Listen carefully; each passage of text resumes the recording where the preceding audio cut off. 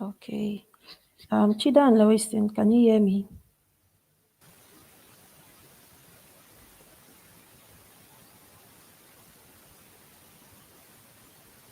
Yes, Madam, I can get you. Lewis has an issue with mic. He's trying to fix that. Okay. Is Chida also at the hub? No, Chida is not here. Okay.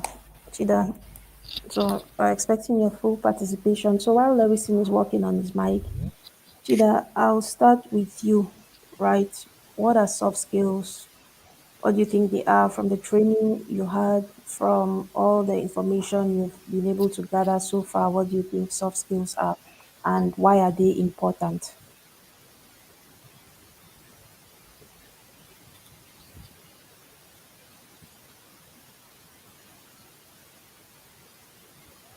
Hello?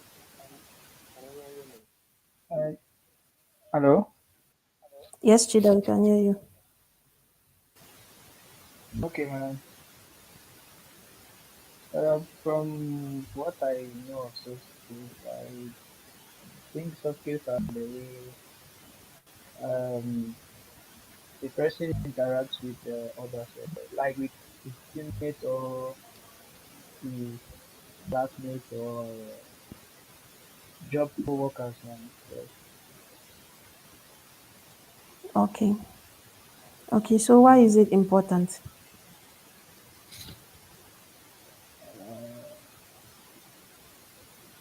Uh, I think it's important for easy communication between each other and to have at least a positive progress in the let it be company or school or administration, anything. Okay. Because through Okay. communication things go more fluently. Well, Okay.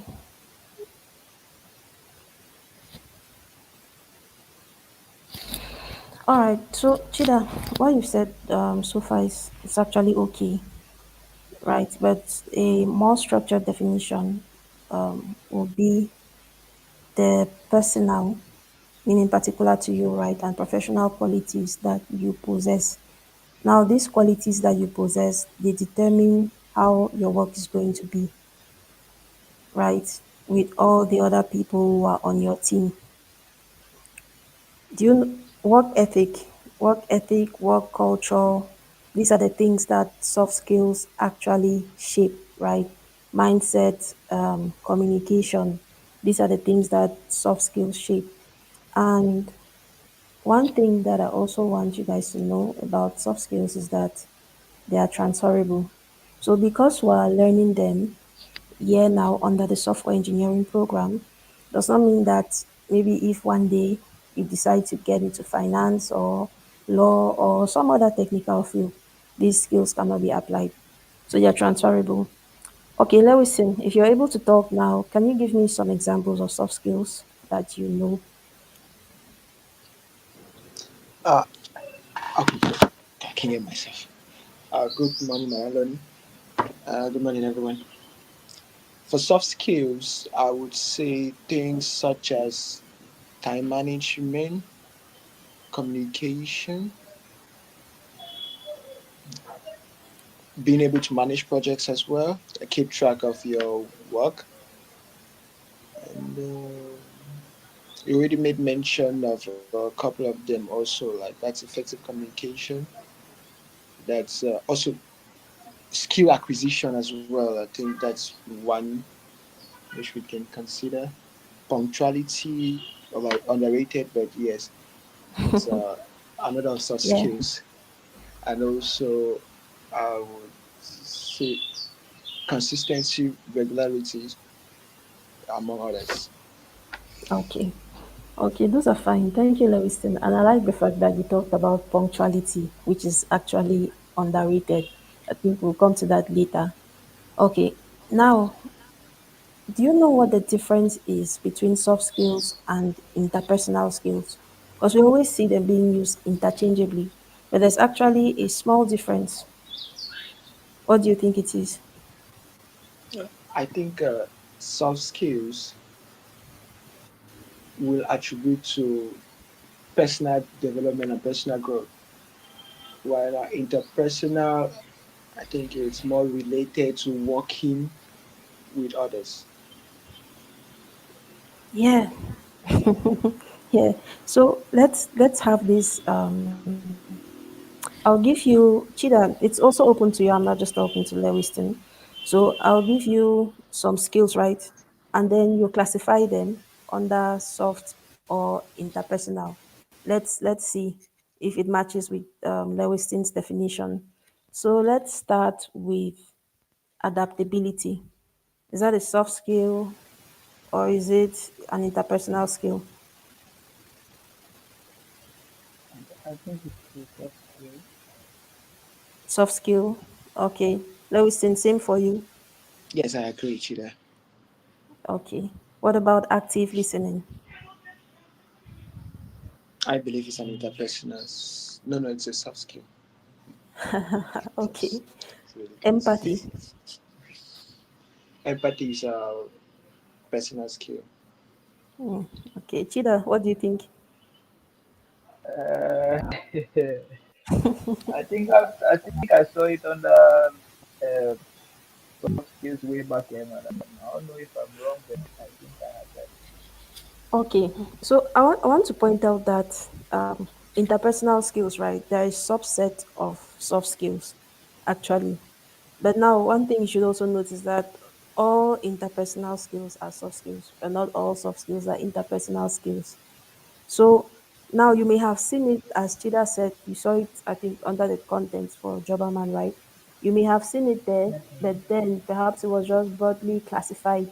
Now, based on Lewison's definition, which is actually correct, I want you to classify where you think these skills fall under from the definition, not from the broad classification you saw under the Jobberman training. So, again, where do you think empathy falls?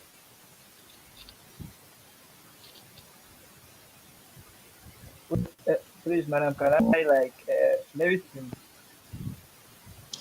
Yes, I ask this Chida. question, madam? Yes, go ahead. Yeah, please, what interpersonal skills again?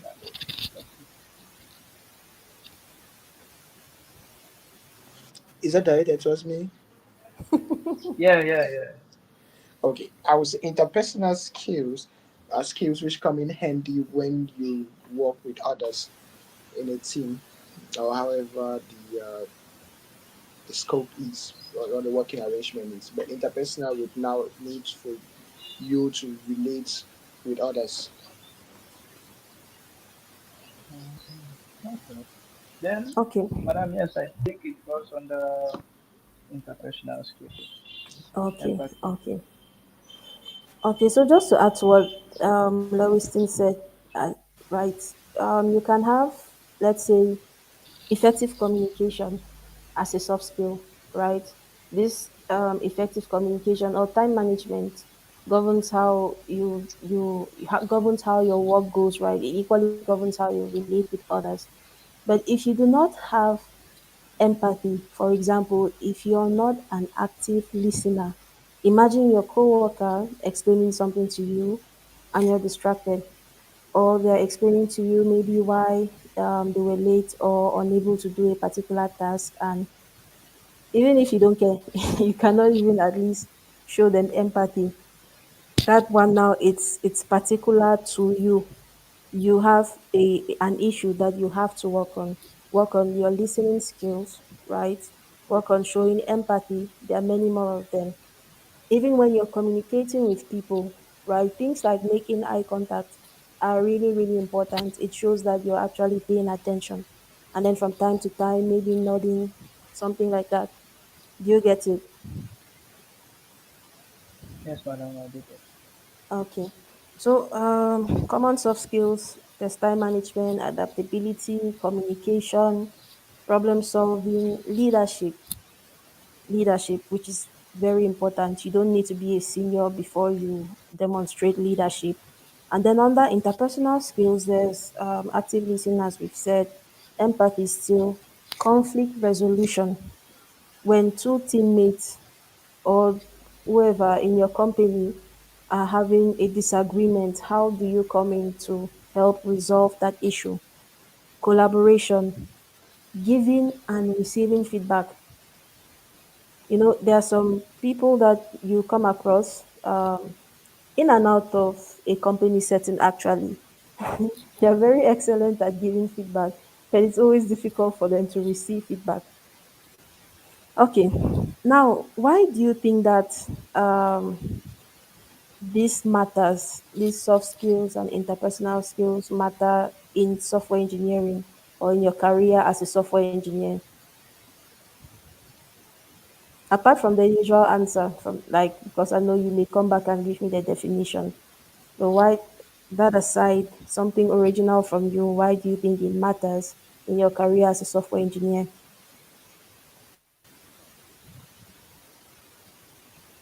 Yeah.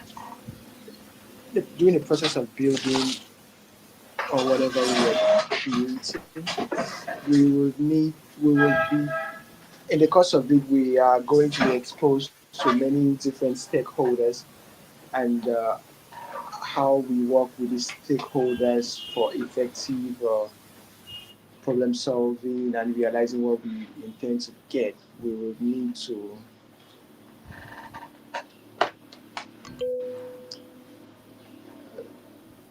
Yes, Larissa, go ahead. we will need these soft skills to help us to work in a. Sorry, I can't hear myself. I will need these soft skills to be able to work well with others. And so, like, to summarize, soft skills, it helps us work in teams and units such that we are able to deliver solutions effectively and timely as well. Okay, okay. Thank you, Larissa.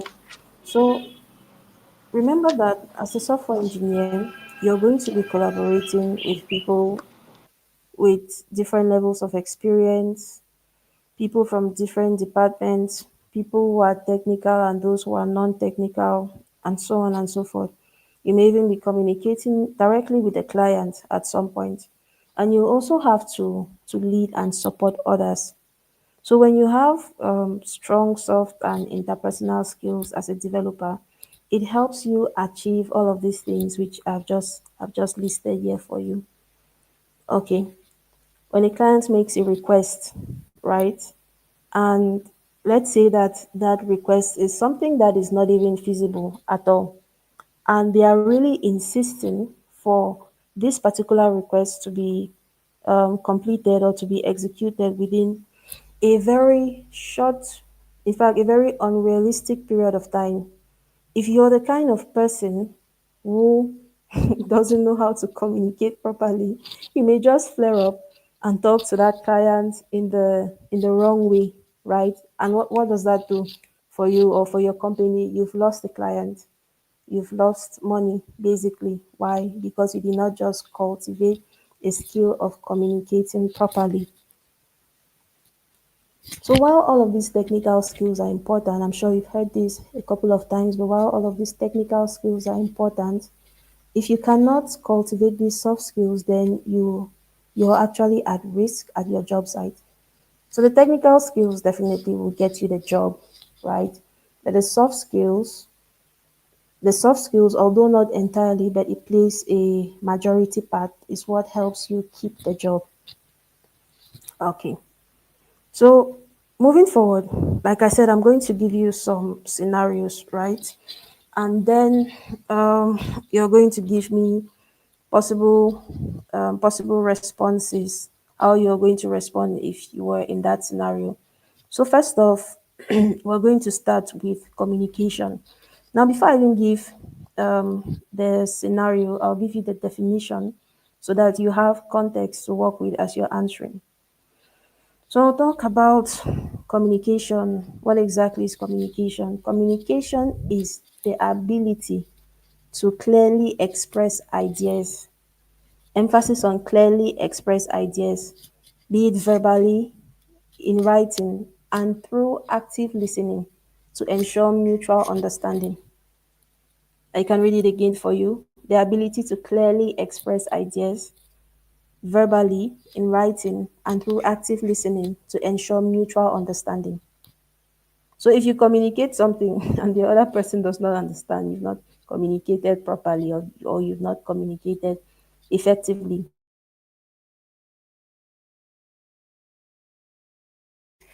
You're working on site, this is under communication, right? You're working on site and you have a teammate called, oh, okay, since it's the two of you, Lewison, this one is for you. You're working on site and your teammate Chida asks you to explain a technical concept. Let me say in your front end application. What can we give, Yannick? What scenario can we give that they can actually understand for the technical concept?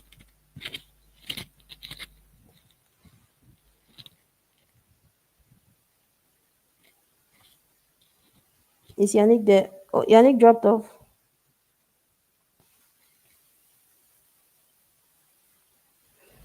Okay, Yannick, I see you. Yes. I just want a scenario to give because what I have here is about an API, but we've not gotten there yet.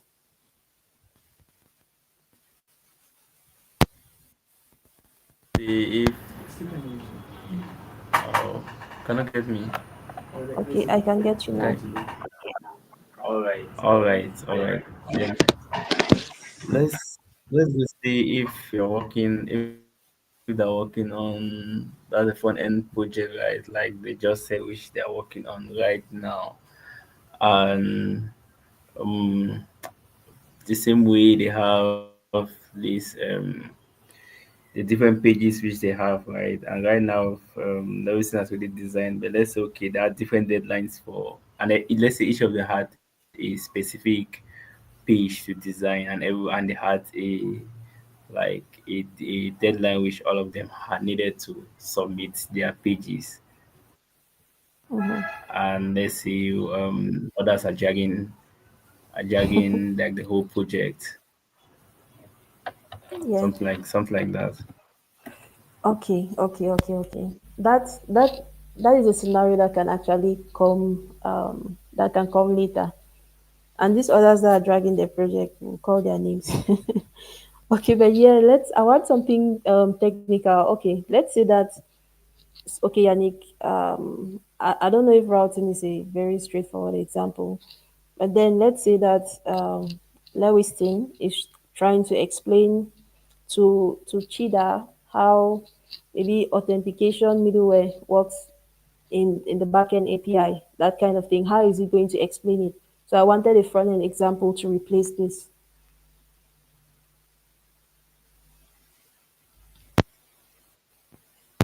Yeah, routing is straightforward. No, not really straightforward actually. Yeah, so could still use routing for that. Okay. So Lewiston, Yannick is here and he's going to confirm for us if you communicated to Chida properly. So Chida wants to understand. Chida is a junior developer and maybe you are the same level or you're a senior and he wants to understand how routing works in React or in your front end project. How are you going to explain that to him? Okay. First things first, I will run him through the whole concept, the idea of what routing is, how it works, why it is important.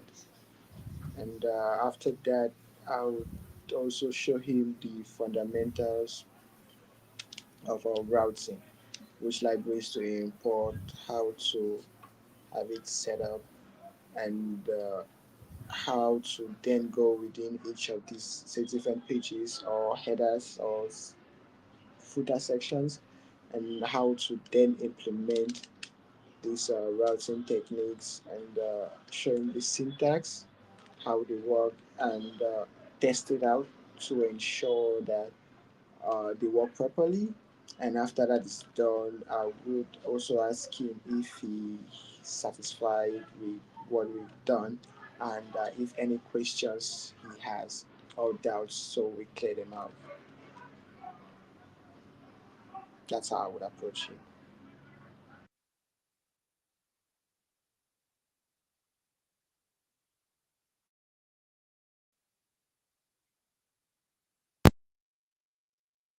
So that's clear because he first of all started by explaining to him what routing is, why it's essential to have it in whatever site you're building.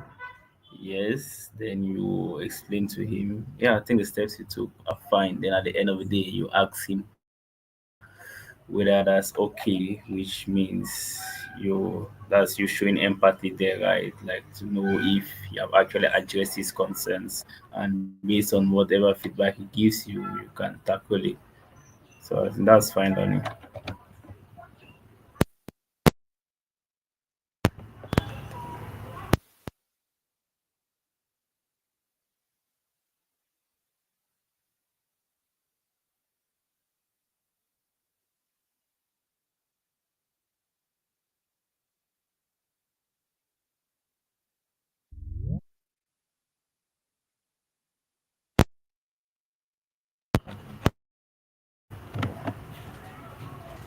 Okay, now listen, sorry, I had a small interruption.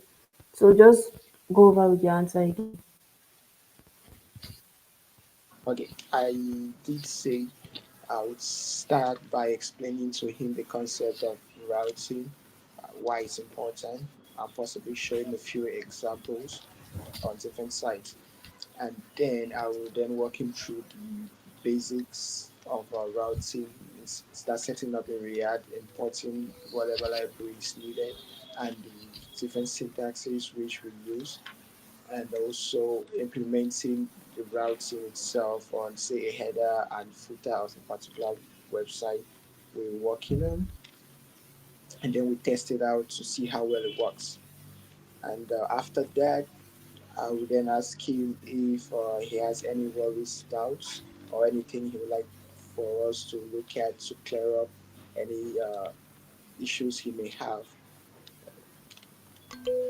Yeah, I think that's it. Okay, okay.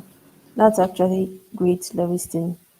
Yannick, I think you can attest to that, right? So first of all, you from my from my grading, right, you were clear. And if you're explaining that to him politely, then definitely your tone is okay, right? If we're going back to the definition. And then I like the part where you said that you're going to ask him if everything is clear or if he has understood, right? The fact that you're even getting feedback shows that you're interested in him understanding. So remember, we said communicating in such a way that there is mutual understanding. So that is good. That is a great response.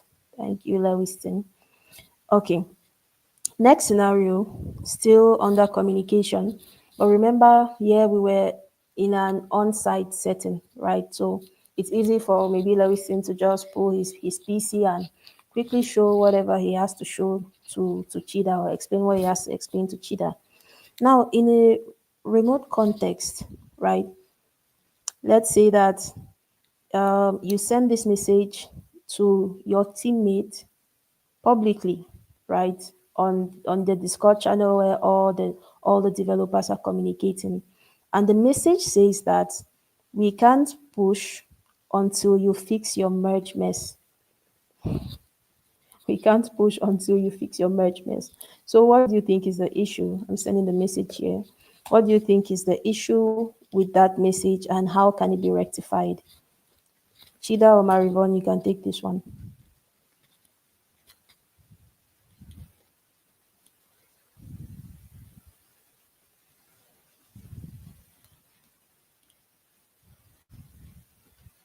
Are you guys there?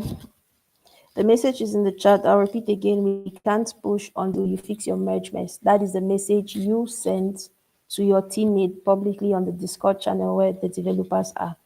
And in response to this, your teammate replies angrily that you're being rude.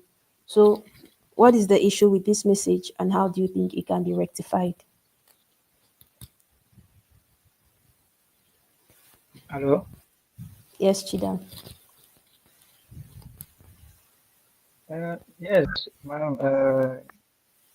I got your question. First off, wait, madam, are you just saying this is an example or someone actually did it? It's an example, but maybe someone did it. I don't know. Okay, okay. But madam, actually, it's rude to speak to someone in that manner. So I think the coworker is right saying that like you didn't speak in the right tone. So first off, like reply politely and like ask for forgiveness now because it's actually rude to tell someone you caused a mess on a whole project in front of everyone, like, in front of the other teammates now. Okay, So so are you saying it's okay to send him this message privately?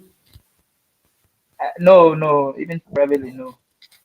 But you said in the context we're in public, so that is really, really wrong. Okay. And Thank you, I'll change Chida. the format of my sentence and write in a more polite manner. Come again. I did not get that.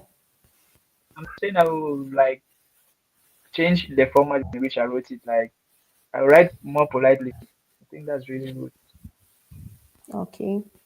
Okay. Marivon, do you have anything to add?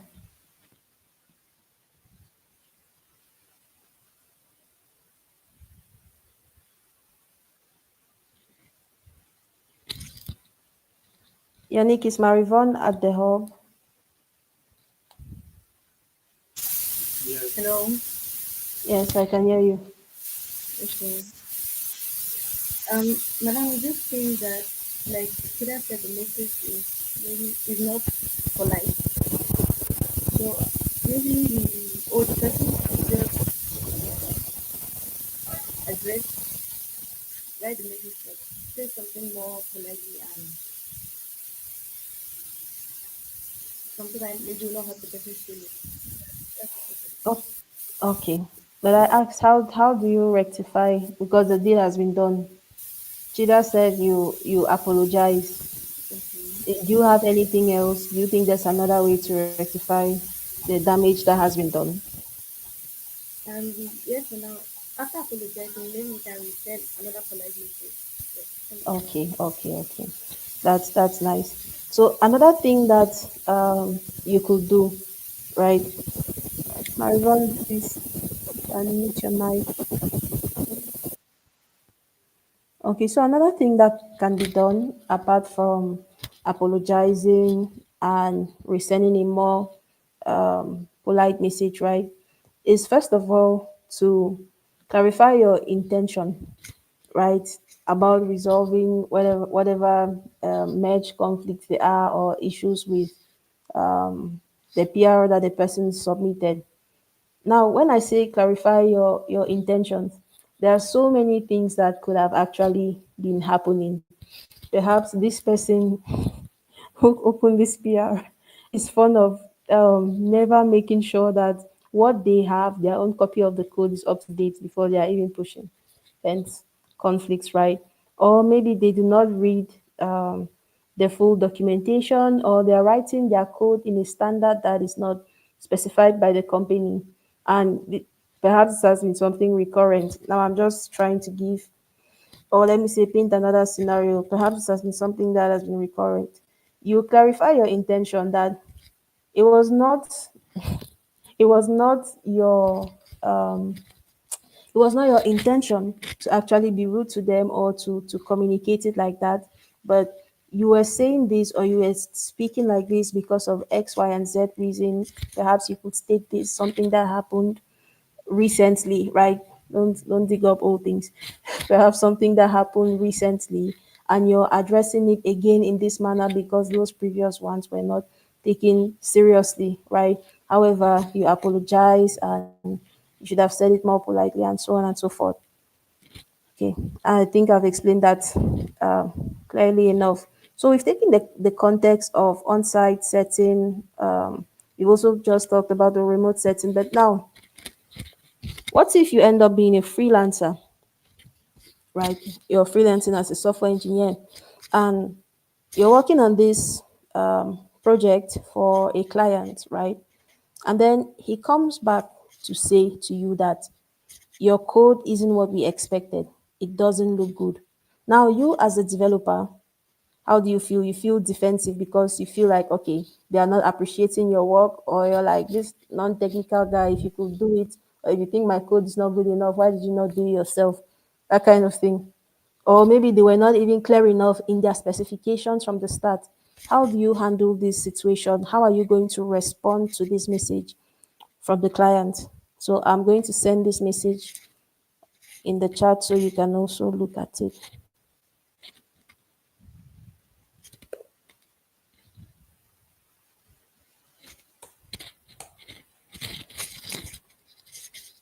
Does anyone want to try?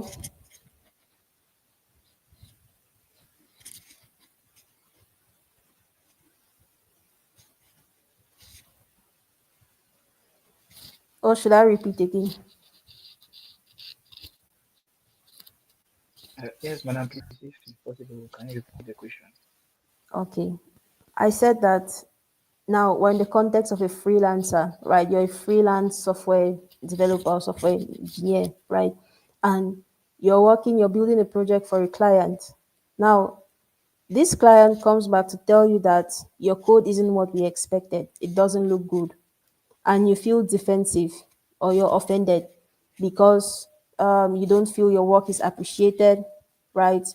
You don't think that the client provided clear expectations or specifications from the start, or maybe you're just generally offended, and you're like, maybe who is this person? If he could do it better, he should have done it himself.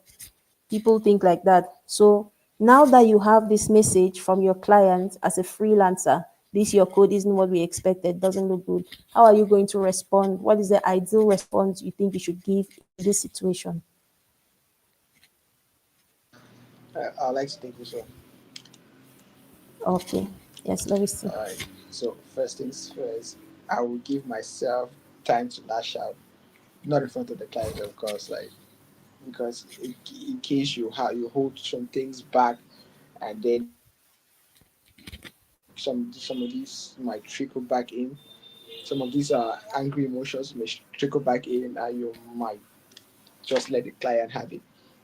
And so first, I will have my moment to like deal with it however I want to do, to make sure I get all the angriness or whatever negative emotions I have about it out the way, and then I will then have a call with the client to have a discussion on his expectations, and like first of all the call is what we've done, his expectations, and the areas where he thought could be different, so that we can then identify opportunity to improve the code, and then we will also redefine what the client call or would term success of that project, such that as we're working and we've identified gaps to get better, we also have end goals saying that whatever comes out of this must satisfy this particular set of requirements. Okay. Okay. Listen, that's perfect. That's perfect. Thanks so much. But anyway, you talked about doing this over a phone call, right? So for the others, very quickly, in 1 minute, this is a text message you received from the client, right? Or an email. Just quickly draft a response and put in the chat so that we can see of how exactly you're going to respond. I want to see the exact words that you're going to use, your intonation and everything. In the next 1 minute, let's do that quickly.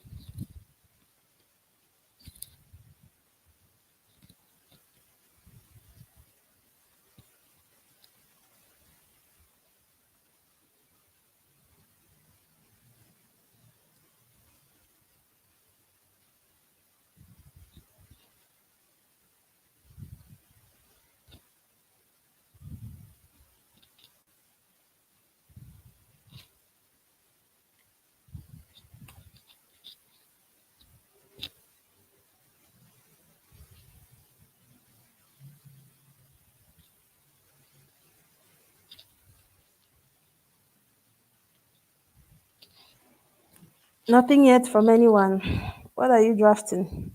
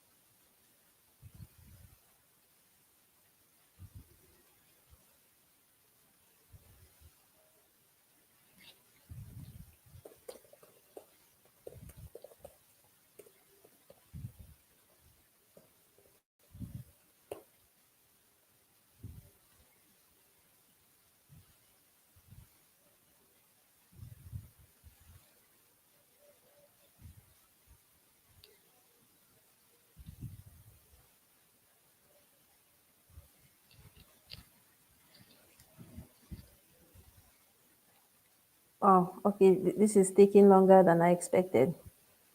Are you guys doing what Lewison said? Are you lashing out first before writing? Just a small draft, please. Okay, Lewison has sent his. Let's see.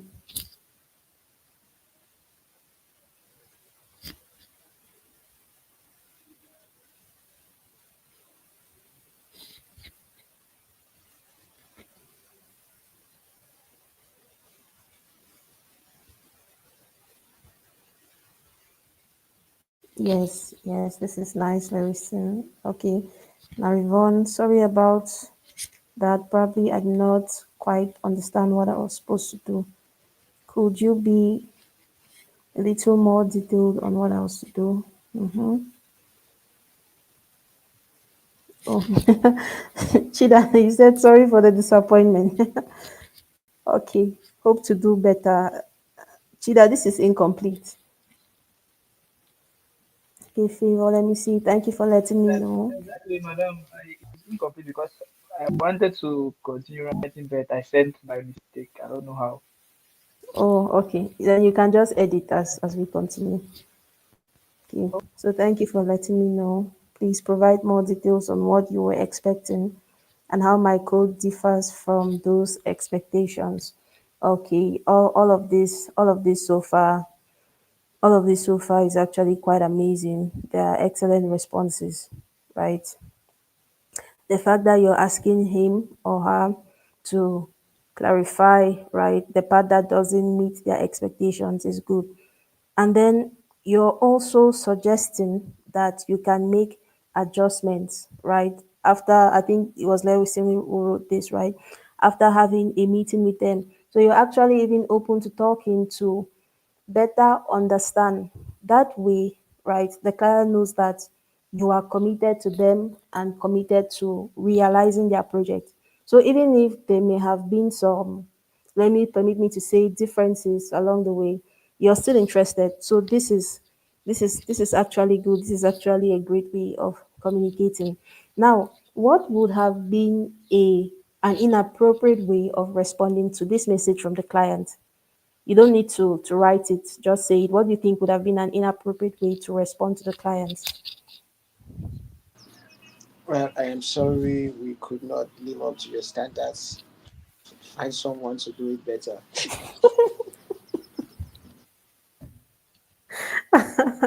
Okay. Lewiston, I think what you've just said crowns everything.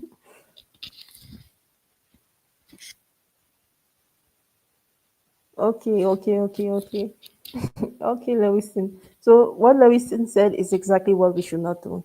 So for those who recently joined, right, I'll give you the definition of communication that I gave to them, and you've already had your certification. But if you feel you're getting anything new, right, feel free to take down notes at any point, if you feel the need to, and of course you can come back to the recording later on. So communication, it's the ability to clearly express ideas verbally, in writing, and through active listening to ensure mutual understanding.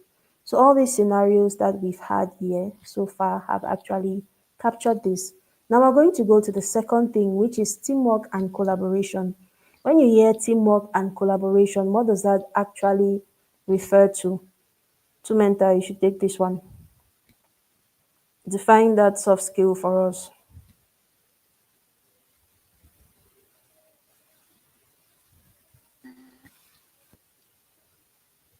And teamwork and collaboration. All all members are supposed to. Well, let me process, please. All right.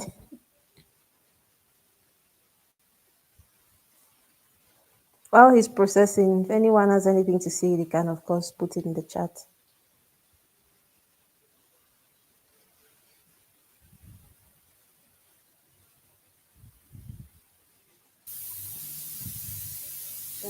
Hello.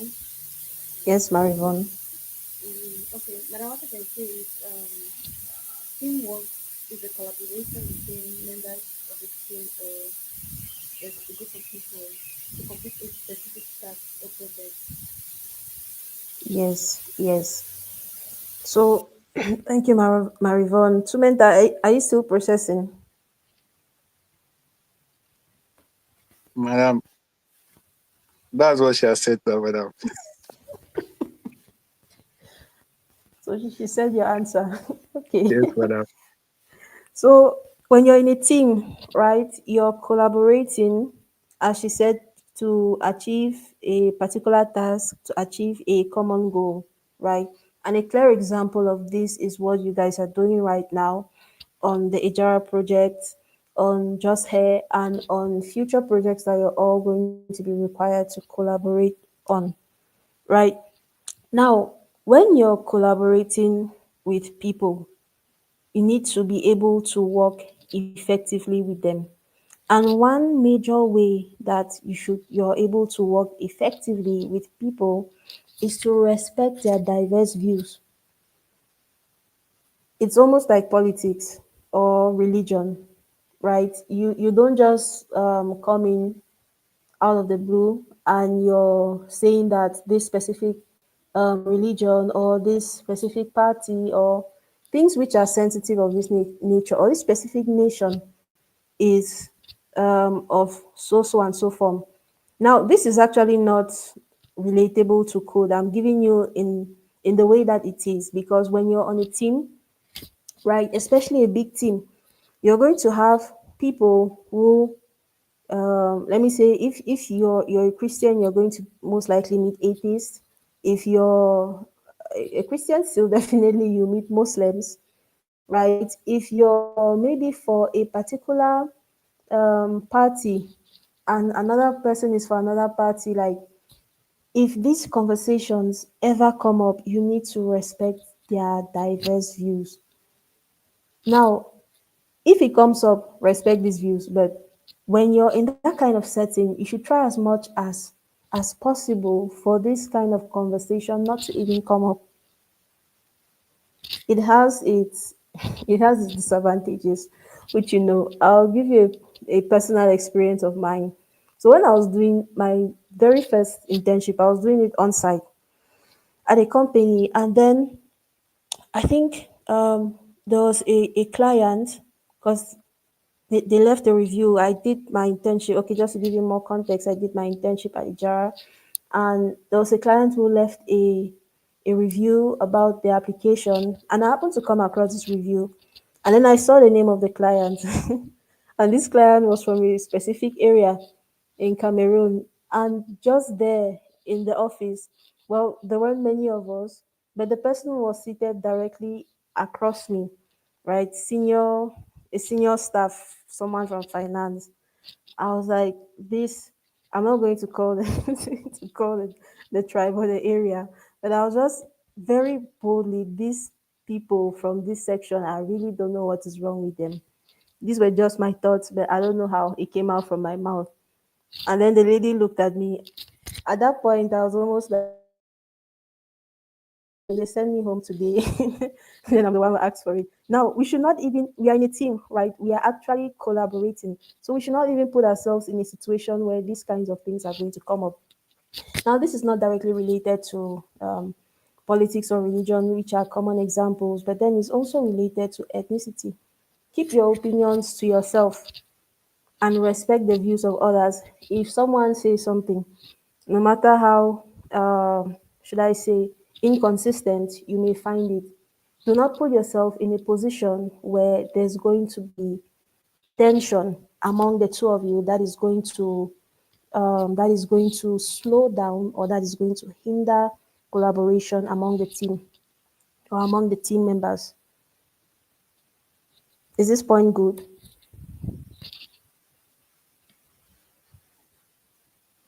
Yes, madam, it is. Yes, madam. Okay. Okay. So going to our scenarios again. Now this is an on-site setting. We'll just be following this pattern: on-site, remote, freelancer. So you're in a four-person group and you're building a web application, right? Now, this one comes to a technical aspect. We're going to see more. So two members on that team of four, right? They disagree about using what can I give you? They disagree, say, about using MySQL for their database. They'll rather go with MongoDB. And the argument delays the whole sprint, the entire sprint. You know, a sprint usually, well, depending on the company, it can range from 1 week to 2 weeks. So let's say in this case, it is 2 weeks. And this disagreement has caused a delay of 3 days, which is a lot of time. How are you going to handle this situation? If you want me to take it over, then let me know.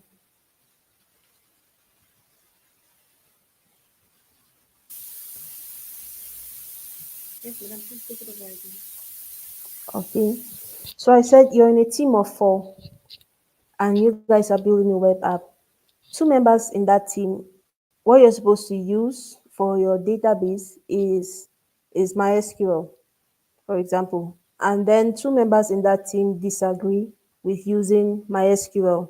They'll rather go with MongoDB. Now, this argument delays the sprint, that sprint which is 2 weeks, it delays that sprint for 3 days because they cannot conclude, right? How are you going to handle this situation?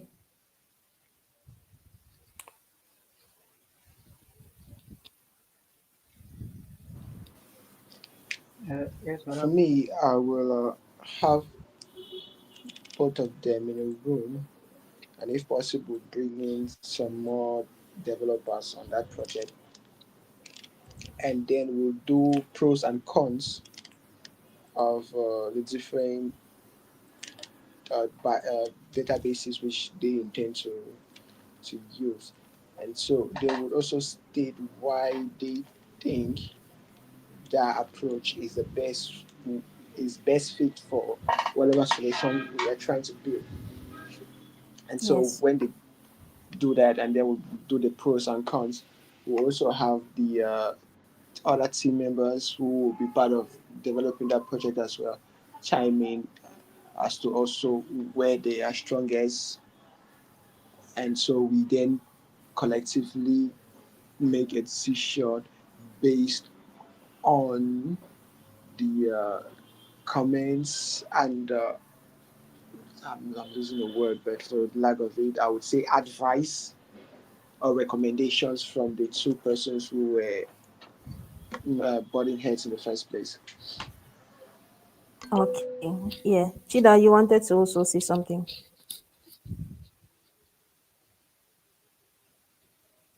Madam, he has already mentioned what I wanted to say. Okay. Although mine was a bit different, I was thinking of maybe, I don't know, um, like for example, give an example. I don't know, like, I thought of something like discussing more about the problem to a superior or something, so that it can be Okay. sorted out. Yes. Okay. Okay. So Chida is talking about taking the problem to the superior so it can be sorted out. But by superior, I'll assume you mean head of department, something like that. Or do you mean like team lead? Yes. Or even if we have a team like a manager or a team lead, like who like is the head of the project, I think he's the one who has to clarify our rooms. Okay, okay. Chida has taken us to something interesting. So, Lewison, I'm glad you said you talked about getting them so that they can list or getting everybody together so that the pros and cons of both databases or both technologies can be listed so that you compare and make a decision. But Chida also went further to say, I'll assume that in the event where you were not able to make a decision or you were not able to come to a conclusion, maybe because someone did not still want to collaborate, right? He'll take it to the head of the department or the team lead. Now, I want to ask you guys, do you think that it is a proper thing to report to your colleague, to let me say top management, your seniors basically? Do you think it's a proper thing to do? Madam is not like reporting, I didn't mean it in that manner. I'm talking of like the issue, like Okay, your take it to senior management, right? To okay, to yes, get madam, both senior of you, management's opinion. opinion, yes, and advice about it. Okay, okay, okay, okay. Now that you say advice, No, it changes the yes, entire because thing. okay, yes. Did you want to add something, Chida? Um, no, I wanted to even say if you guys can also vote on which one to use, but I swear it was not proper. Actually, I think that one is not really proper. Bringing that Why? kind of thing. It's actually a strategy, right, to move forward. It's a strategy to move forward. Now, you should also do the votes after what Lewison proposed of getting the pros and cons of each technology. Now, but that point of reporting a colleague, what I want to get you people's opinion on it. What do you think? Is it proper to do so? When should you do that? Or what kind of situation should actually warrant you to do that? Well, as the saying goes, snitches get stitches. I don't think it is not proper to report a colleague. However, if it's a persistent issue and it's something you've tried to talk to that person about over and over and over again, and it is beginning to hurt the business, then it's something that can be taken up to management, in my opinion. Okay. Okay. Tumenta, what do you think? Madam, like what Lewiston said, you you try to correct it together because you working as a group, showing that if you cannot assist each other, like get to an understanding among each other, then for me, when we have a task together, if one person fails, it's all of us that fails. So I don't, Yeah, yeah, but I don't think exactly. it's right.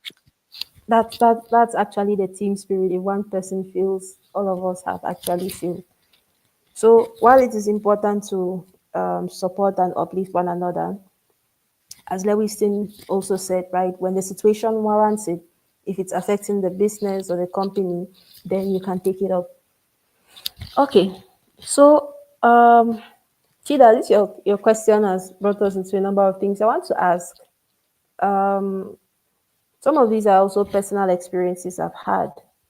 So let's say you're in an interview, right? You're interviewing for a front end developer role, right? And you made it past the technical assessment. Congratulations. And now you're having a meeting with HR, an interview with the HR, and you're asked this particular question. Marivon, this one is for you.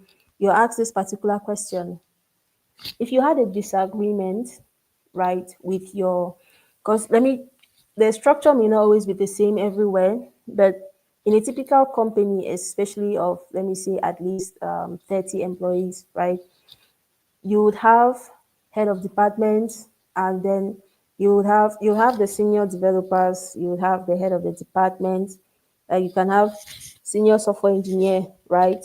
But then in that team, there is also the head of engineering, the head of the engineering department or head of IT, right? And then there's also top management. Top management now are those with C-level positions, all the CEOs and CTOs and all the C people, right? So the interviewer is asking back to the question that if you ever have a disagreement, right, with your head of department, are you going to take that situation or take that issue about the head of engineering, the head of your department, right, to management? Assuming that it's something really intense, something quite serious, and you're just like, no, I have to do something about this. Are you going to take that issue to top management? Let's hear from you, Marivon. Okay, madam, it depends on the disagreement. If it's going to affect me, my job, I think if my job is at stake, then I'll definitely take it to them, top management. But if Okay. it's something minor, then it's okay. I'll let it slide.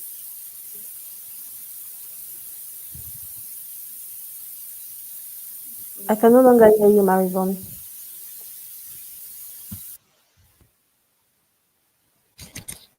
Okay. She stopped talking, but I think I got the most part right. She said it depends on the kind of disagreement, and I think the rest of you have a similar answer.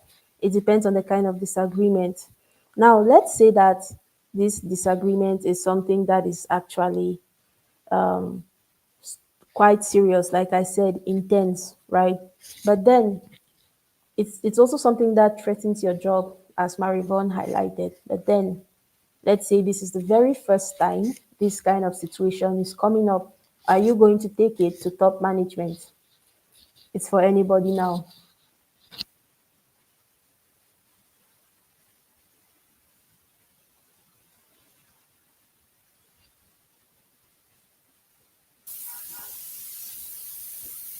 Madam, I think um, that's already a threat to me. Other than the fact that I just kidding. So it's really a threat to me, and I think I'll take it to the top manager. Okay. Marivon says the threat to her. Does anybody else have anything to say? Anything different? Madam, I didn't understand the part where you said it's a threat to your job. Like, does it make you feel like uncomfortable at work, or like when you say it's a threat to your job, can you like Yeah. It makes you feel get sacked uncomfortable at because of it? work. Yes, you can get sacked because of it. They'll just lay you off very instantly, or you're even thinking of quitting because of it. Madam, then you might just report it. I think it's best. Yes, I would Lewiston. I will report too, but I also make sure I go in with receipts, proof of Mm, whatever is yes, happening, yes. so it doesn't become a he said she said. Very good, Lewiston. That is great. So this question that I'm asking now, right? I also learned that the answer is not what all of us have said here now. I was asked this question during an interview, and I said, no, if it's something really serious, I'm going to take it up to management, and the person interviewing me was like, no, you cannot take it up to management. Management actually dislikes reports like this because you're indirectly telling them, this is the feedback I got, and I'm transferring to you, and it's something I've also realized over time.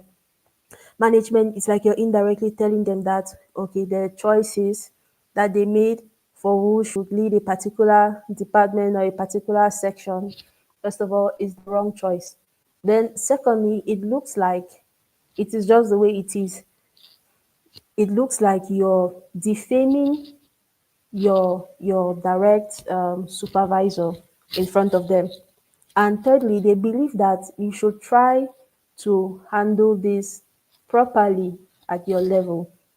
Meaning, if you're reaching them, in fact, the long and short, you should not reach them at all. Although definitely there will be situations that greatly warrant this. But then we're also speaking in context, right? Apparently,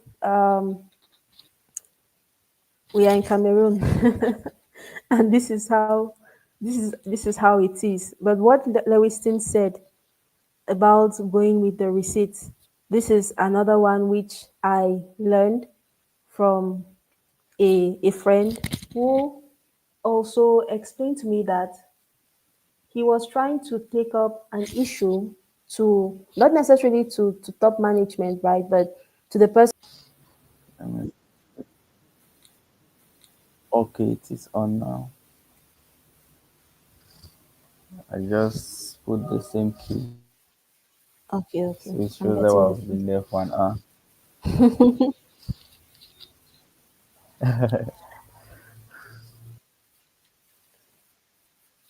Your trainer is indirectly telling me about time. Okay. So very quickly, let's continue. If we can't finish everything today, I'll give you the scenarios and possible responses. But what I just said, the explanation I just gave so far, does that sit with you? What do you think about it? Are you comfortable with it? Do you have another opinion? Let me hear.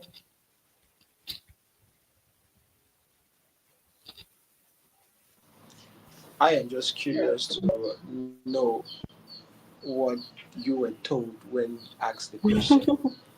Oh, I just gave my response.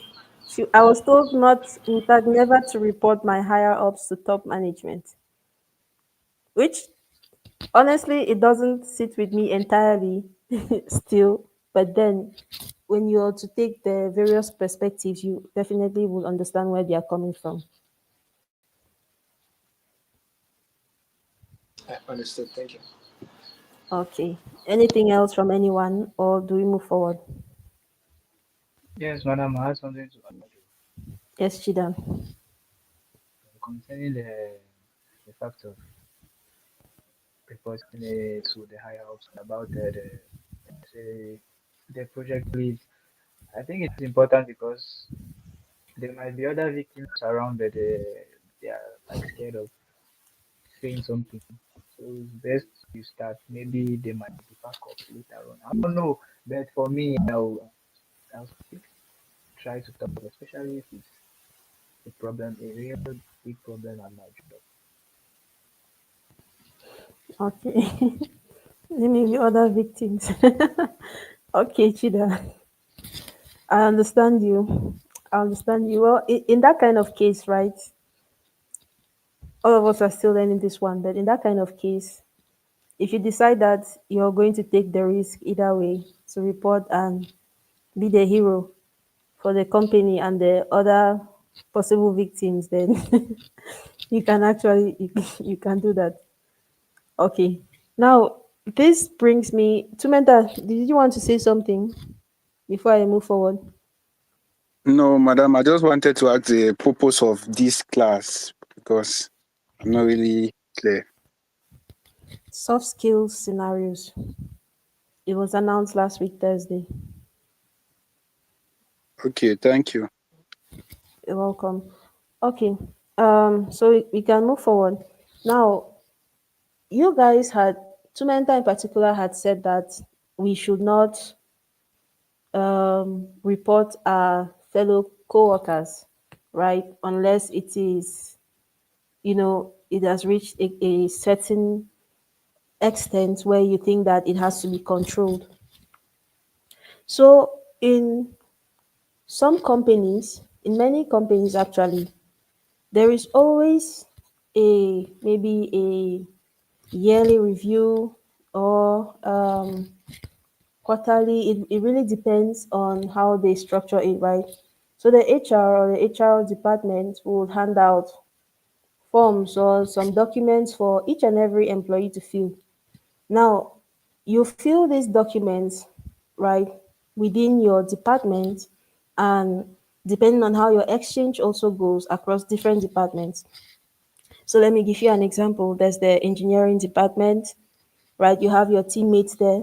There's the data team, right? There's also the product team and there's marketing. Now, it just so happens that in your department as a software engineer, you collaborate with different team members, of course, within your department and across the other departments. So the form that you're filling, right? The HR is, or the HR team is asking you to rate the performance of each and every employee but yourself, right? And if you have any additional remarks, you've been asked to put it there, to state it there. Now, let's say this is the very first time this is happening, and it just so happened that this happens after an event or an unpleasant exchange among your team members, you and your team members, and you end up, no, let me not go any further. I want to find out um, how you're going to fill this form. HR has told you that your responses will remain confidential and so on, right? I want to know if you're going to report or if you're going to list the difficulties or challenges you faced with other employees, both within and out of your department.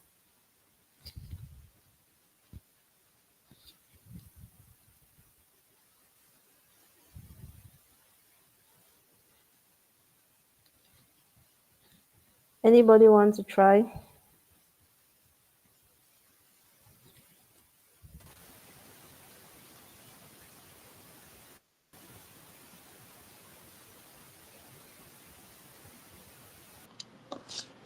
For me, I will fill the form based on his prior performances before whatever encounter we had.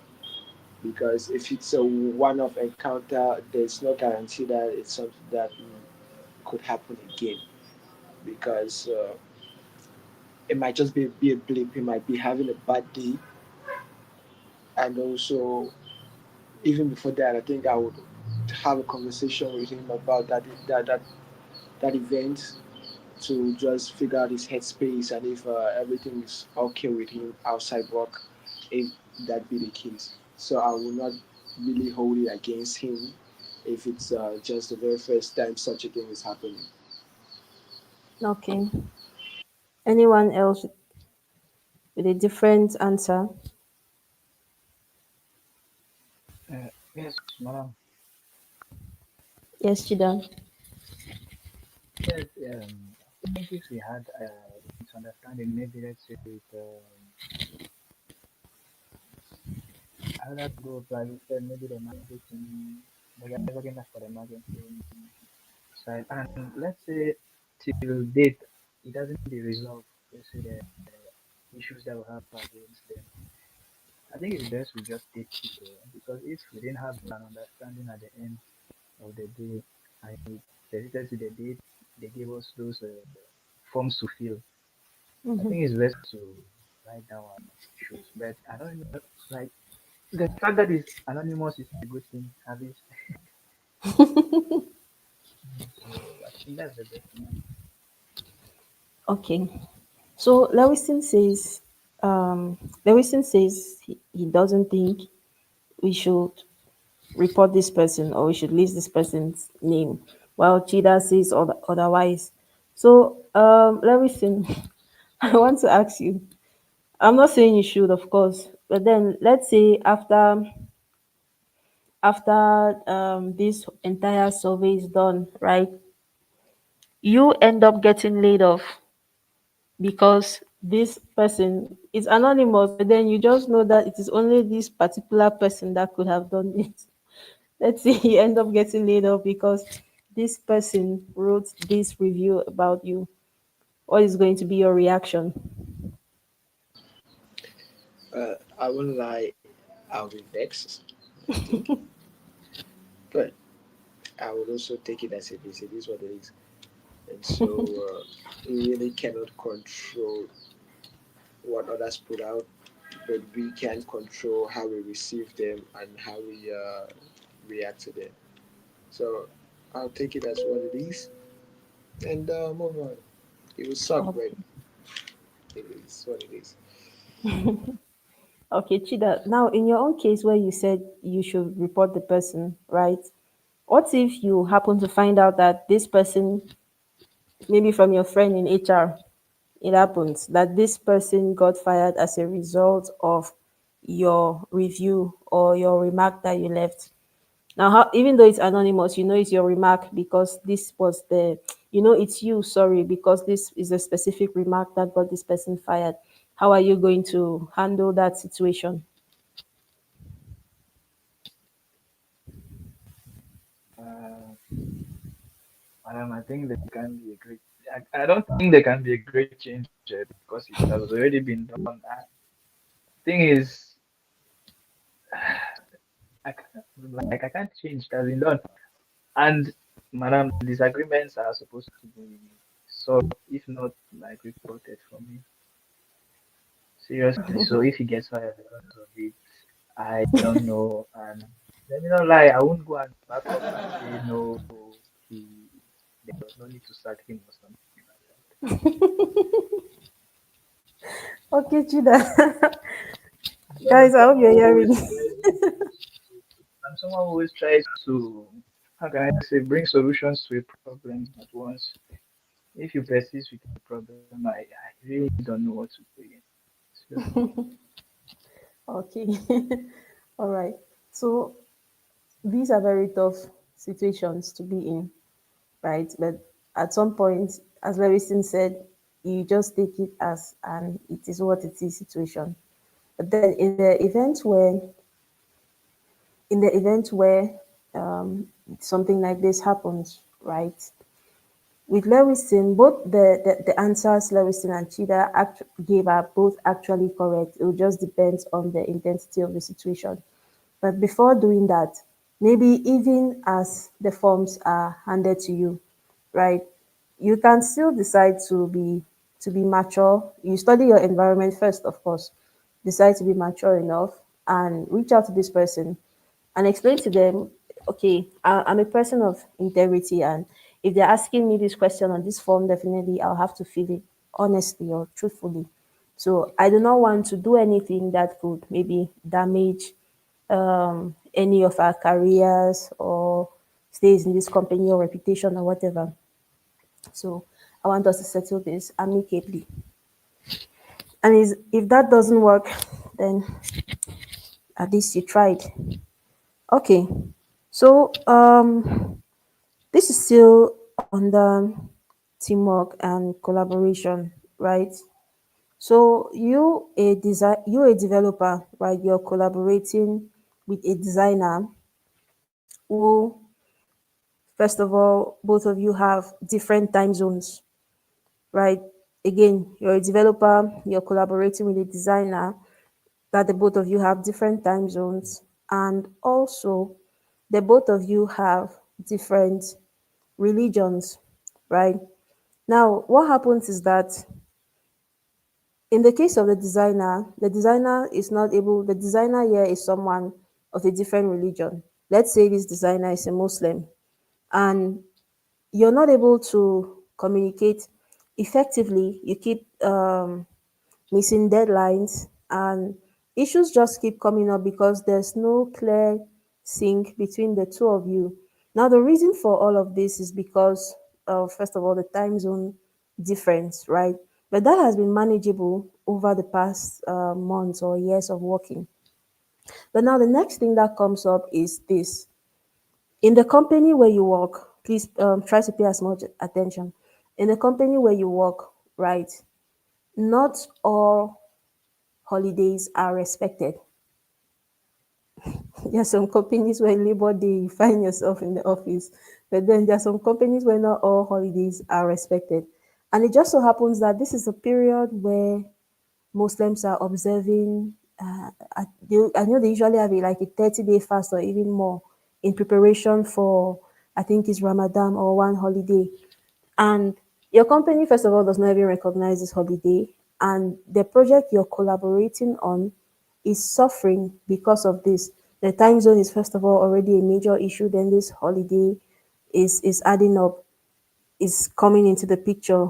What are you going to do to remedy the situation such that such that the project can be achieved within its desired or its intended or expected deadline.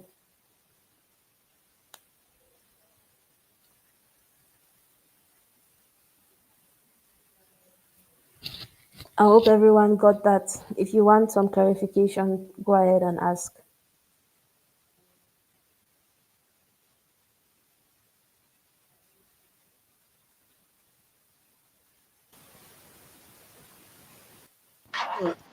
We would have to talk it out and pick out a time that works best for both parties, really, because I think that is the best route to such a scenario.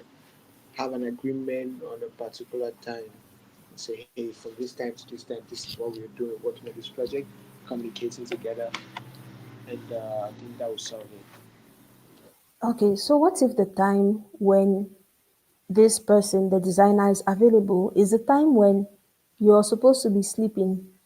I mean, deep sleep in your own, as per your own time zone. Are you really going to make this compromise?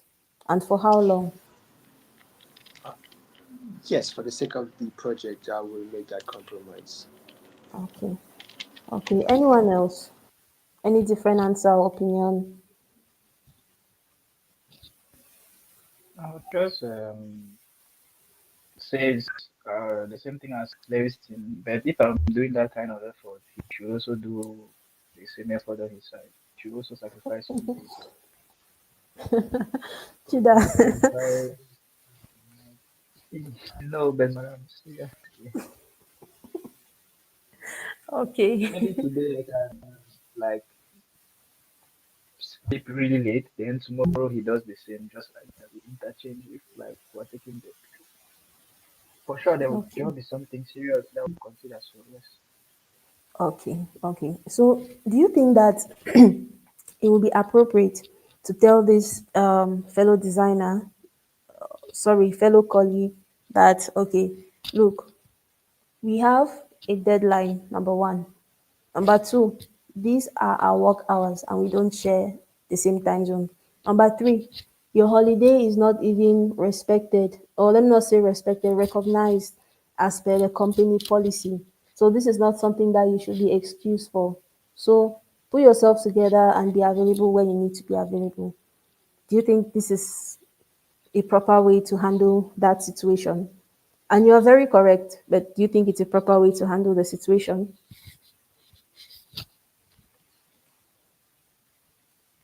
Yes, madam. I think that's a proper way because you're not getting paid to follow up your personal commitments, madam. Not a single person is not supposed to do all the tasks, madam. So your personal commitments, you're supposed to handle that.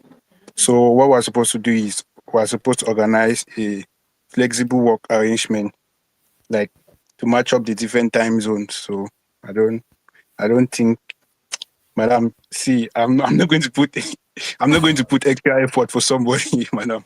No way.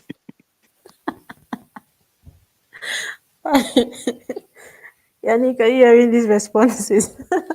Okay, so Tumeta, you're correct because why should you be doing this for another person, right?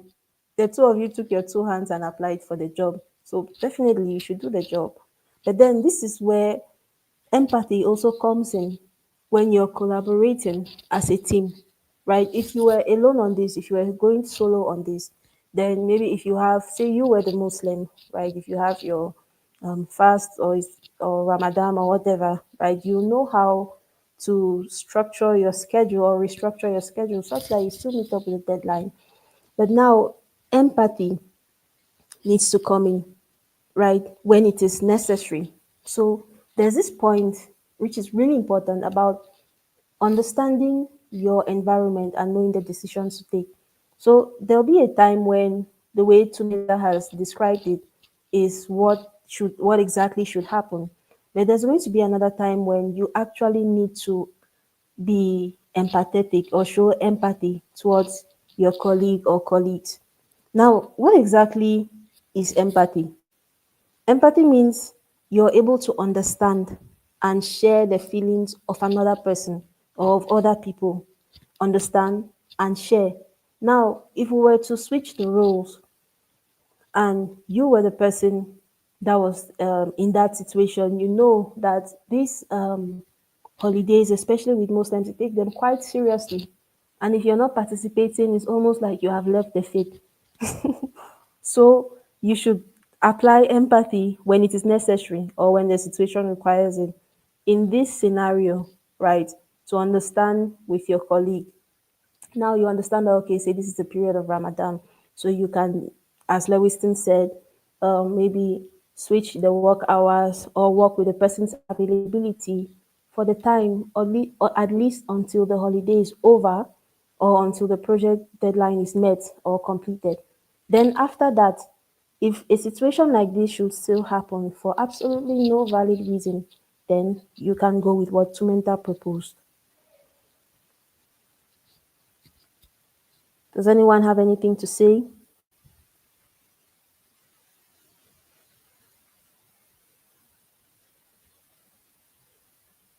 No, I do not have Okay, one. okay, that's fine. So I'll take the next question. I'm going to skip the scenario for freelance because it's quite similar. Now let's move into problem solving. You've heard of problem solving so many times. You know, people list it on their CV, soft skills, problem solving. What exactly is problem solving? Problem solving and critical thinking. Bring them together. What is this exactly? Chida.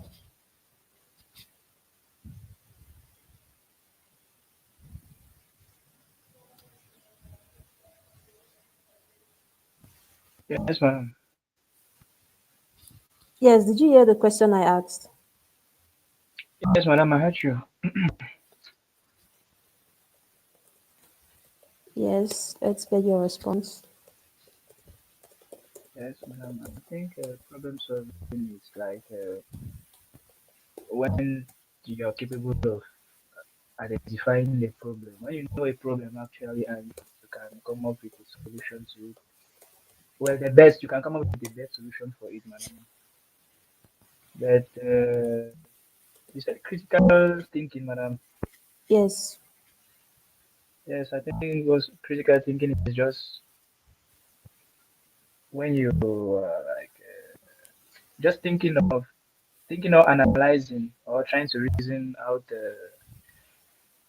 how the problem can be solved actually. There you are not implementing it actually, madam. Okay. That's a good definition. Does anybody have anything to add?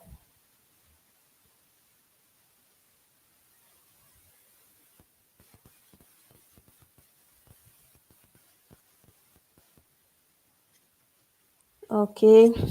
So the silence means there's nothing to add. So as Chida said, right, you have the ability to analyze issues or problems that come up and you think creatively. Emphasis on creatively, you're able to brainstorm and come out with solutions, right? And these solutions are not just are not just any kind of solution. They must be logical solutions. And if you're able to do this under pressure, bonus. Now, when we say under pressure, what exactly does it mean? Perhaps you just have many activities happening at the same time.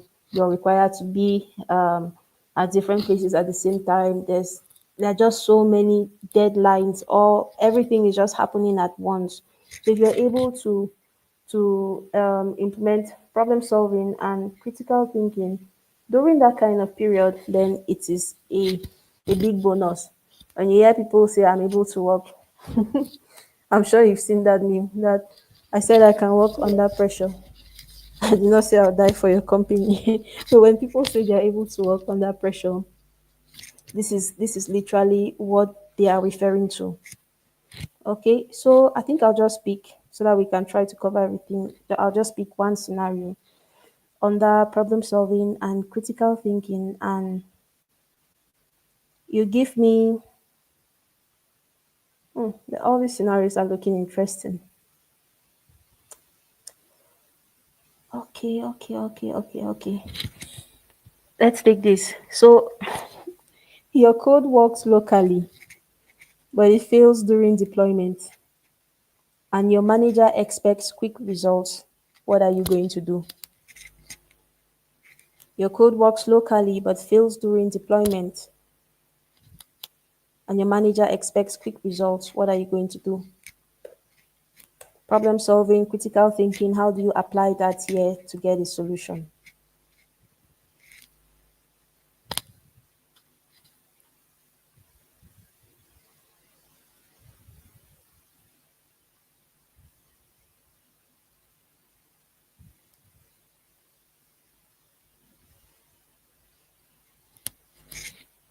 Are you guys still thinking?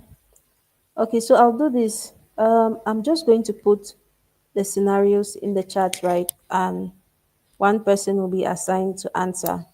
So the first one, Marivon, you're answering that. The second one I'm putting, Tumenta, you take that. And then the third one I'm putting, Lewiston and Chida, you can decide who is taking. So Marivon, let's hear from you. Your code works locally, but it fails during deployment, and your manager needs quick results. How do you handle this? Madam, I'm still thinking. Okay. Um, who was supposed to take the second one? Tumenta. A client keeps changing feature requests mid sprint. How do you Mm, handle this? but what I'll first of all do is I'll acknowledge the client's request first. Then I'm going to tell them how their request is going to affect the project. Like you changing this feature is going to affect the deadline of the project. Then we're going to discuss maybe priorities of the project, the new features, Okay, okay, like clarifying which feature is essential. So, that's all. I don't think I'll be. okay. Does anyone have anything to add to what Tumenta said?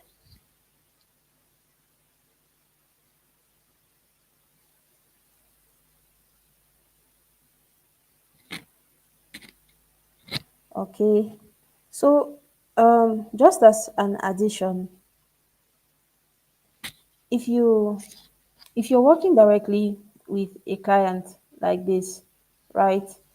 What you should do in order to even prevent this kind of thing from happening is to clearly define everything from the start.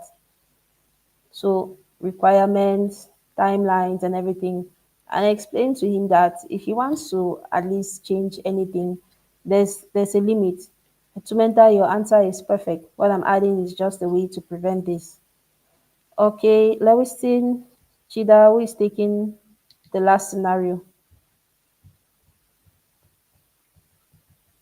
You're unsure about how you're unsure how to implement a requested feature.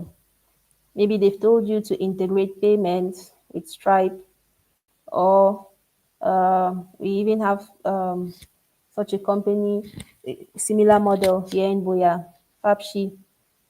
You have to integrate their payment API into whatever tool it is that you're building, but you're not sure how to implement this feature. What are you going to do?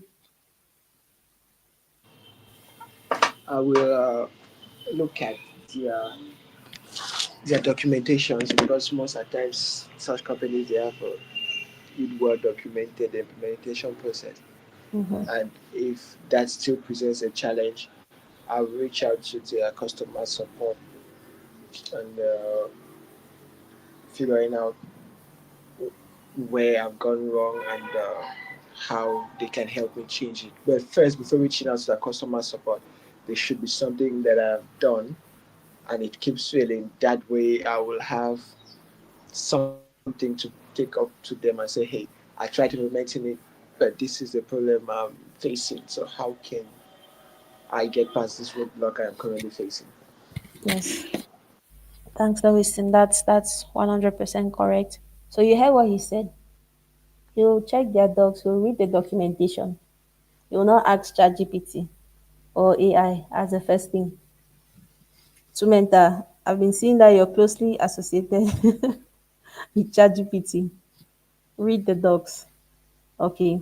And now another thing that you can do, maybe before even getting to their support, right, or contacting support, is find out if you have maybe someone within the company, right, or maybe even a friend. If you're getting to a friend, then be mindful about company data also. But you may have a friend who has, or someone, a colleague who has already been able to implement this same service, right? And you can meet them for assistance. When the two of you sit and see that, okay, it is, you know, difficult or there's actually a major issue, then you can get to customer support. Okay, Marivon, back to you. Your code works locally but fails during deployment, and they need quick results. What are you doing? Madam, after so many attempts, I'll get my manager and let him know what is happening. Then really he will have some maybe options to give me or answers to. That's what I'll do. Okay. I did not hear you clearly, but I heard that you said you get to your manager, right? What did you say after that? I said I'll get my manager and tell him or her what I'm facing. Maybe Okay. yes, maybe you have some solutions to give me. Okay. Okay. So, Marivon, I want you to pick from what Lewiston said, right? He said he's going to read the docs, right? Reach out to somebody who has possibly done something like this, right? Basically, scout the internet for solutions before even getting to customer support. So that kind of flow is applicable here. One thing with most developers, especially the seniors, and if you're there as a junior, if you're facing a challenge, you don't just go and say, okay, hey, I'm facing this challenge. This thing, it's working on my PCO, but now it keeps failing during deployment. No. What have you, first of all, done to resolve it? There's this saying that used to trend so much before. They say, if you've not Googled it, don't ask me, because they want you to. This is part of problem solving. What steps have you taken to find a solution to this problem? So look for a solution on your own first of all before you're meeting him. And when you even go on tools like or platforms like Stack Overflow and other similar ones, they already give you their guide. When you want to ask a question, you must first of all state what you have tried. Someone should not come back and tell you what you have already done or propose something to you that, I mean, is so straightforward or is readily available on the internet, which you could have done on your own. So always try to find a solution first, right, before you're meeting another person. So when you go, you say, I've done this and I've done this, it doesn't work. You're already ruling out possibilities. Is that fine, Marivon? Yes, madam. Okay. Does anybody have anything to add or can we move forward? Yes, I have something to add, madam. Yes, Larissa. Yeah, I wanted to talk about the importance of also keeping your own private documentation or collection. Some companies may require that you have process documents. If not, you can create process documents for yourselves. Because, for example, if you face a problem integrating this API right now, and then you get it solved, down the line, you might still encounter that same problem. And so, if you have it documented, you can just go ahead and follow the steps which you had previously done. Otherwise, you still have to reach out to customer support and whatever ways which took you so long. So that way you save a lot of time. Mm-hmm. Mm-hmm. Wow. Thank you so much, Larissa. That's I think 1,000% correct. So one practice that I learned from a developer among a developer community, GDG. Maybe some of you have heard of the Google developer groups. And I encourage you to join communities, attend their events, and so on. You'll learn a lot. So she said that she was facing a challenge with some work that she did. And when she finally solved that challenge, she decided to write an article. And this has been her lifestyle since then. Now, there was also a training I took similar to this where we're also encouraged to write articles. Like you see, we'll tell you guys from time to time, write an article on this. It's for one of these, it's for reasons like this, like what Lewison has mentioned, but it's also for the purpose of, learning. Explain it back in simple terms. If you cannot put it in simple terms, then you've not understood. So this process that I learned from this developer has actually been very, very helpful to me.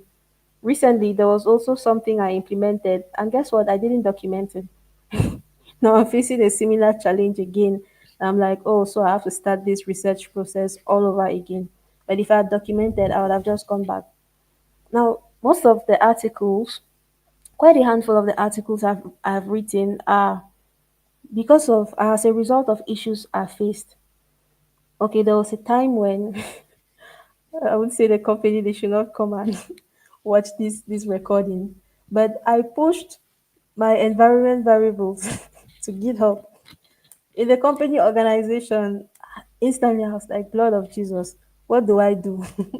I had to find out how to rewrite my commit history, remove a particular file from my commit history, because with Git you cannot go and let me say delete a particular commit, but you can rewrite the history. And then I learned how to do this. And instantly I wrote an article. I'm like, okay, if one day this thing happens to me again, let me just come back here. And honestly, I cannot, how do I put it? I cannot tell you the process word for word. I'll tell you do this, do this, do this, but I know the tool you need to install. So if I ever face an issue like that, I think I faced it like two times. After that, I just go back to the article. So documenting your process, as Lewison said. Thank you, Lewison, so much for that addition. Okay. So the next skill is adaptability and flexibility. I want you people to really understand these things and immerse yourself in the scenarios because this is what you should expect come January as you start your internships. And then from there, for those of you who land the jobs, this is what you should expect to practice on a daily. So, adaptability and flexibility. What does this mean? It means you should be open to change. You should be open to change. You should not come to a company or join a team and ask, but why are you doing it like this? This is how I've always done it. Or this is the appropriate way to do it. No. Be open to change. Be open to new ideas. Be open to learning new skills. Right. And you should also be open to adjusting very quickly to new people, to new environments, to new tools, to new whatever that you meet where you are. In a startup, for example, this is the nature of startups. You see, unlike the big companies like these FANG companies, right? FANG, for those who don't know, Facebook, Amazon, Netflix, what else is there? Google, and so on, right? The big guys. These companies are so established, they have at least 500 employees globally. So if you're going there, say as a software engineer or a software developer, you may just work on one small specific thing and it is very structured. They already know their roadmap, say even for the next 5 years. But then in a startup, it's different. That's why they use this term disruptive for startups, or one of the reasons why they use this term disruptive for startups. Anything can change at any time.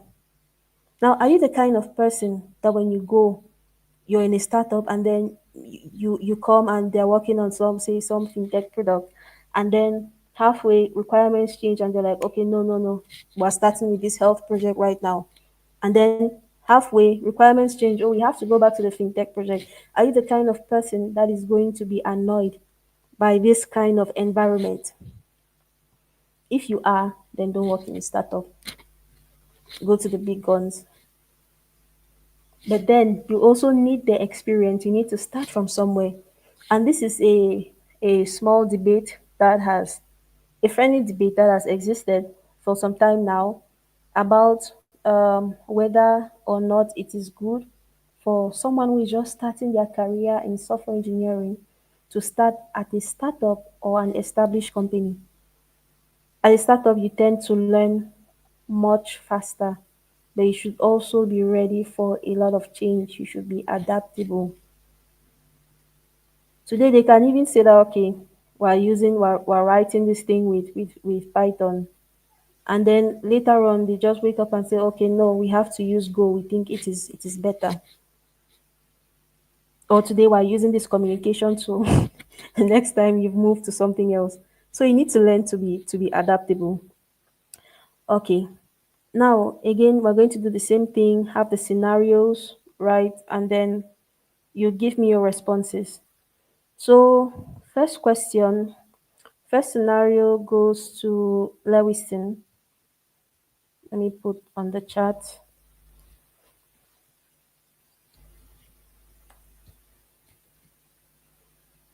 Second one, let me see. Second one goes to Chida.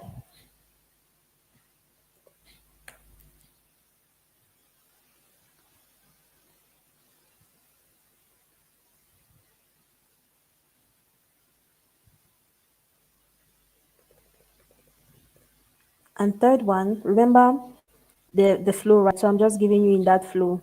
On-site, remote, freelancer. Third one goes to third one goes to whoever wants to take it. So Lewiston, please let's hear from you quickly. I would say that I don't think there's any right answer. I think there's only one answer to it because at the end of the day, the companies, they are the ones who make the decisions, and so we would have to grow with it. And so you will just quickly refactor whatever code we've written to to the new language which they selected. Okay. Because no matter how much we talk about it, we'll still have to implement it. Yeah, so what if you do not know this new language or framework? All right, then I will then request some time to learn that language or learn that technology before I could start making valuable contributions. So I Yeah. would give like an estimate on how long it can take me to start to study and master that language. Okay. Okay, that's fine, Lewiston. That's a good answer. And another thing to point out, you see here, in the case where you do not even know that the new technology that they're trying to switch to, right? You need time to learn. And that time may even creep into your nights, into your weekends, right? And this just goes back to the whole point again of being adaptable. You just need to find a way, in quotes, such that this thing can be done. All right, next person, next scenario. Your internet cuts off during a presentation. How are you handling that? Uh, and I'll try to stay the mood. I'll try to compose myself and stay calm. Then I think I'll try to reconnect immediately, maybe using my phone or something else. I don't know. And I Okay, might also need the use the I might also use the help of maybe online offline resources now to back up my okay, work or maybe to continue work something like that. But I'll try okay, to adapt as much as possible. okay. And So don't much for forget listening to to me. also notify them or notify whoever you were giving the presentation to immediately, whether it's through Yeah, phone okay. call. Yeah. Who is taking the last one?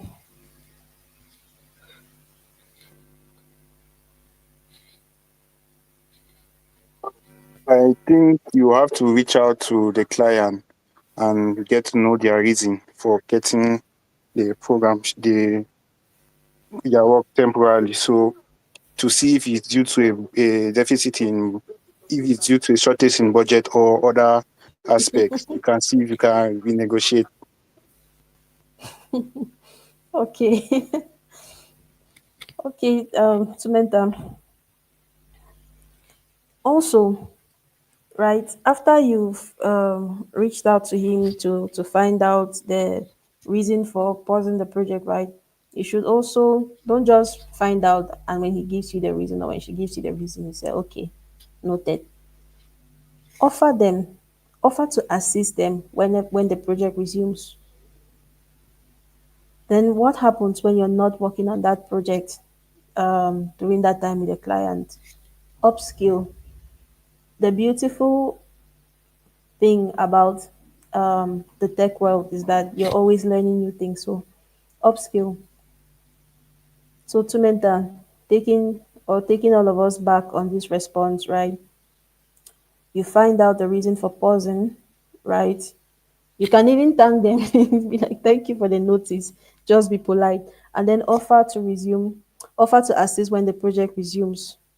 And lastly, upskill during the time that you're not working on the project. Okay. So I guess that is clear, unless someone has something else to add. And I would like to say that this session that we're having, right? It's quite easy for anybody to take a course and just get the material. They can even define you every soft skill here, every term word for word. But then it's another thing to practice it. So far we've been able to talk on communication, right? I think I've mentioned communication to you guys quite a number of times. We've also talked on teamwork and collaboration. We've talked on problem solving and critical thinking. We've talked on adaptability and flexibility. This conversation or this learning experience that we're having now should not end here. It should not end in your notes. It should not end in this session. So you should start as early as now. You guys are classmates, right? You're classmates, and the nature of the training also puts you in the position where, to an extent, you interact like co-workers. So start practicing all of these things. While I do not know the details of your project, right? I see that I checked yesterday. I saw that Tumenta had created issues for the Just Hair project from over 2 days ago. Today will make it the third day. I don't know if communication has already happened on this because those things, Yannick, correct me if I'm wrong, but I think that those issues, from what I saw, are things that are straightforward and you could at least start implementing or start working on it immediately. You know, you have a short deadline, right? I'm not even going to that direction. But you know, you have a short deadline. So, have you been able to put into practice all of these four things that we've mentioned? Chida reached out to me, right, and he properly explained the challenge with the electricity at Sandpit. What did he do? He communicated in a way that there was mutual understanding. I understood him, he understood me. And from there, we're able to find a solution, right? So he actually put that into practice. Now we're talking about teamwork and collaboration. Ask yourself, only with these projects that we have now, am I being an excellent team player? If there was somebody else like me in the team that I'm going to meet in the future, would I want to collaborate with that person? These are questions you should ask yourself so that you also continue improving on yourself, right? There's always room for growth and learning.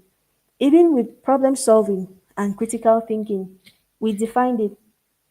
When you have an issue, are you just waiting to see your trainer to ask him, "Oh, say I cannot do this. This is not going." Or did you try to find a solution yourself? Did you at least reach out to a teammate or a classmate? Did you Google anything? At this level, using AI to assist you, right?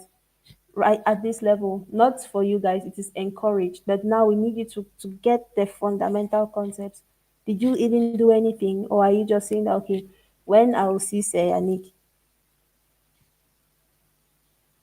imagine that you were on a team where you're the senior and everybody is coming to you without doing their own initial research.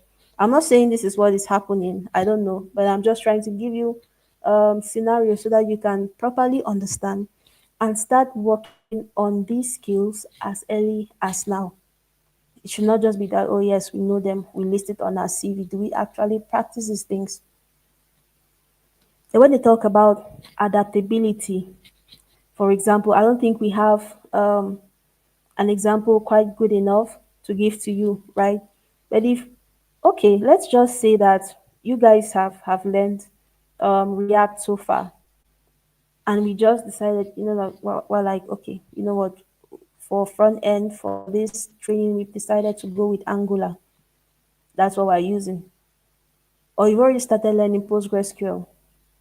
But what if we decide to change and be like, oh no, we want you guys to focus on MySQL? The changes are not much, actually. But then it's a complete shift. Would you be the person to say that, well, I've not even finished mastering this Postgres, they have already come and introduced a new database management system? Ask yourself these questions, reflect. So this session has already been 2 hours, right? And I don't want to take much of your time, especially because you also have a deadline today.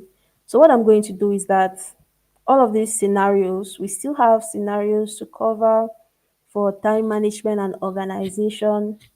Time management, in particular, this one, we don't even need to define it for me to tell you that when you have a class that is scheduled for, let me say, 1 p.m. and you're coming 1 hour, 2 hours later, what are you doing? The moment you do that at an actual office, not every HRs normally are not even nice. I think they're just designed to be that way for the good of the company. 3 times and you're off. So you should be very conscious of these things. Start practicing all of these things. Or always try to reverse the tables. If I were the one who had this company, or if I were the trainer and I was here sitting for the past 1, 2 hours and nobody shows up, would I even want to continue with the class after that? So you understand this is where empathy also comes in. I'm going to put the scenarios as I said. There's also conflict resolution. You're working in a team. Maybe people are disagreeing on things. How are you solving that? Or are you the person who is just sangle? You're not there, you. This thing should not come and affect my grades. Or are you the person who is there lighting fire? There's also emotional intelligence. This is very important. People always um, overlook or underlook this and focus more on intellect, IQ, but this is also extremely important. Leadership and initiative. Remember, when I started, I said that for you to practice leadership, you don't necessarily have to be a leader in quotes, meaning you must not be the team lead or you must not be the lead engineer or senior engineer or whatever. Do you take initiative? There is this issue we're facing. What do you do about it? Or do you wait? Okay, let the team head come now. We'll see what to do. Then professionalism and work ethic. There's something about language which you're going to learn. There are some companies that you go to, no matter how your English is, no matter how you even what to say, they'll tell you that no, you have to take this language course because they want you to communicate, especially when they have foreign clients they deal with. They want you to communicate in a specific kind of way. And this brings me to something, Marivon, I noticed in the article you wrote and also in the response you gave here in the chat. Now, while the others still also have some room for correction, right? If you take time, we're all learning, right? This is not for the wrong reason. Let me put it that way. But the way you write, I mean, it's difficult to read if someone doesn't, should I say, understand the context or the environment where we come from or know you personally. And it should not be like that. But however, your language is good, you're polite, right? And there's another thing too about this work ethic, taking things personally. But then I'll put all the content on Discord so that you can go through all of it. And if ever you have any question, you can just leave the message there on Discord or even in person, right? Doesn't necessarily have to be online, but we do it like this so we can record. We can still have a discussion about the remaining soft skills, even what has not even been listed, or any other question that you may have in relation to this topic. Okay, so that is it from me.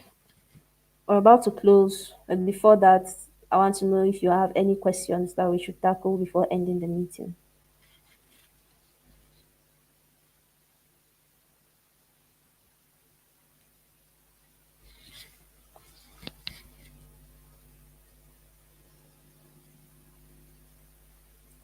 Everyone is silent.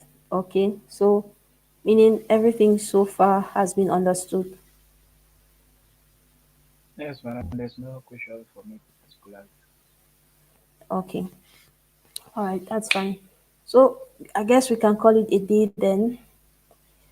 See you guys later, and best wishes as you round off with the HRR project today. Bye bye. Goodbye, Yannick. Goodbye, everyone. Thank you very much for your time, madam. Have a wonderful day. You too.